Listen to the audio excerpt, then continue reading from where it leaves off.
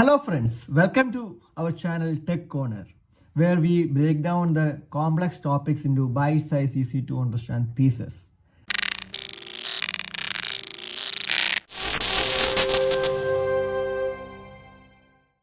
So today we are going to discuss about the difference between contactor and relays. This is a very important topic because most of the interviews being asked this question. And since the function wise both the thing like contactor and relays are same, difference is very difficult or confused to answer in an interview. So that is the reason this topic is being more important. So today we are going to look more deeper into the difference between a relay and contactor. Before we get started to the video, please do subscribe our channel. Before we start, I will give you an just basic idea of relay and contactor. The function wise, the relay and contactor does the same thing. That means it is both are electrically controlled switch or electronically controlled switch. Even a relay is an electronic controlled switch and contactor is also an electronic controlled switch. But where is the difference? That is the main topic for today's video. So being both electronically controlled switch, how does it work? That is what I am going to tell right now. That is what both the contactor and relay will be having a coil, like generally we call it as A1, A2 terminal. So whenever the coil of contactor, either relay, if a coil get and supply like 230 volt AC or 24 volt DC, for an example, if we give a 24 volt DC to a contactor coil or a relay coil, what it happens is that the coil will get energized. So definitely respective to the coils, there will be contacts, normally open contacts and normally closed contact. Normally open contact is nothing but normal condition. In an off condition, the switches will be off. That means there won't be any connection. When we give the supply to the coil, it will become closed, NC connection. That means it will get connected. That means circuit will get complete. When vice versa for the NC connection as well. Normally it will be closed. When we get the coil supply, it will disconnect. So that is what NO and NC. So what happens is that whenever we give a supply to the coil of relay or contactor, the contacts will get changed position. Like NO will change to NC and NC will change to NO. So that happens. Whenever we give a connection to a NO, when a coil gets supply, the NO will give supply to the light or whatever device it is connected. It will work as per its standard. So this is the basic idea that both are electronically controlled switch with a coil supply. When a coil gets supply, the contacts will activate and it will act as a switch. So this is the basic understanding of relay and contactor. And when we come to the difference, so let's start with the slides. So first difference comes in application. So since both are doing the same, but application wise and many other things are different. So application means the relays we generally use in control circuits and contactor we generally use in power circuits.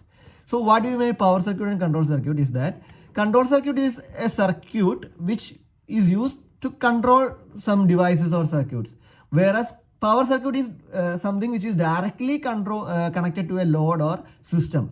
That means, for example, in a DOL starter example, the contactor coil will be triggered with the switches. That means only the switches will be taking this voltage and it will be triggering the coil. Whereas the output, the power circuit will be connected to the motor as well. So wherever the high load or high current is required, we call it as a power circuit, and wherever the controls are required, like means we are trying to control something using a sensor or many of the things, there we will be using, there will be telling us a control circuit.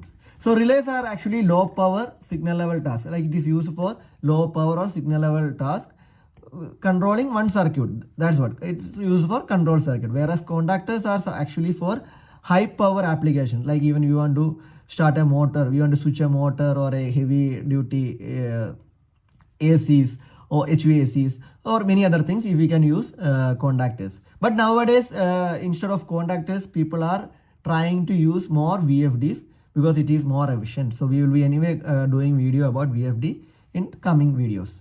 So first difference is in application. Relays are used for low power or low voltage circuits, whereas contactors are used for high power or high current circuits. Let's go to the second slide.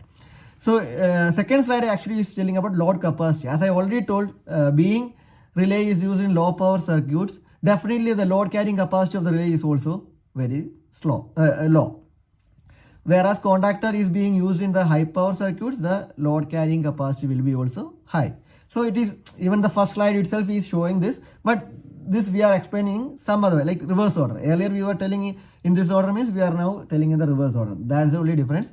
That means both are telling it is using, relays are capable of using in low power circuits only, and contactors we can use in high power circuits. So this is the second slide explanation. And construction wise, if you look at the relays are actually very compact in size, small, not so rough or robust. It can even break if you fall down. The terminals are not so big. So it is actually designed for control circuits. So it is actually very compact, nimble, and designed with smaller contact points. Whereas contactors are a little bit more higher in size, and even if we keep on increasing ampere or the load, the contactor size will also keep on increasing. So contactor is used actually in construction wise large, more robust, and built for frequent heavy duty action in industrial settings.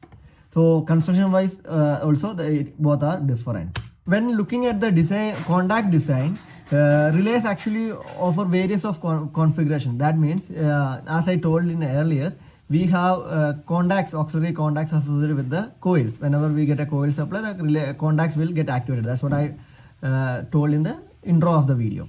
So same in relays we can have different configuration like 2 changeover, 1 changeover relay, 4 changeover. That means we have 2 NO/NC in one relay, 1 NO/NC in one relay, only NO and NC. Like in particular, if you need only 2 NO in a relay, we can use 2 NO relay.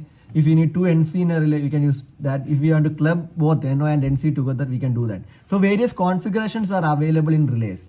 Whereas in contactors, that option is not there. Normally we get 1 NO and 1 NC as standard. And if you need more, we want to add more auxiliary contacts, or we want to connect that NO NC contacts to another relay, and we need to make a control circuit there. So that contact design, that flexibility or more options are available at relay, whereas in contactor it is not there.